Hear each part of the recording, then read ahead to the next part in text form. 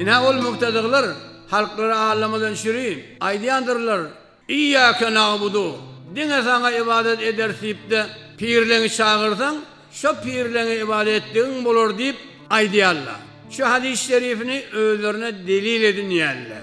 İna Peygamber İslam aydıptır. Dua muhul ibada. Dua diyenden maksat ola çağırmak aliyarlar. Çağırmak diyeller ibadettir öyle. Bes çağırılyan ma'bud, çağırıcı da abud diyorlar. Sen ya Resulallah ya pirim diysen, sen şu Resulallah pire ibadet ettin. O Resul'ün pir de ma'bud bollu deyip şihilli şu peygamberin şu hadisini öğlerine bir delil edin yerler.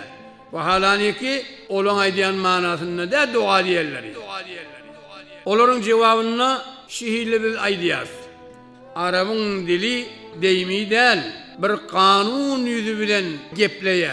Mahsusan Kur'an, mahsusan Peygamber Aleyhisselam, onların belagati, fesahati, anır başa varan, o gepler mucize. O edebiyattan aga adamlar bilyendirler, eliflam, 3 novum oluyor. Birine lam-ı cinsi, lam-ı istigraki, lam-ı ehdi diyer. Dua diyerlerinden çağırmak manasını alsak, şunu evinden eliflam geliyor. Duanın başına gelen eliflam, dua. Eğer cins için ya istigrak için değilse, onunla olurun öğüler de müşrik boluyorlar. Cins diyeni çağırmak, her bir çağırmak. İstigrak diyen dünyada çağırlık olsa barsi ibadet diysen. Onunla olurun öğüler de müşrik boluyor. Çünkü insandan hiçbir perdi yoktur Allah'tan gayrını çağırmayan olsun. Hatmen enesini çağıryandır, ya atasını çağıryandır, ya ayalını çağıryandır, ya oğluylarını çağıryandır, ya öldürefeklerini çağıryandır. Bes ol mubtediğlerin öğüleri de Allah'tan gayrı zatlar çağırıp, Allah Teala'nın gayrına ibadet edenlerden oluyor. Öyle eden hükümlerine göre öğüleri müşrik boluyorlar.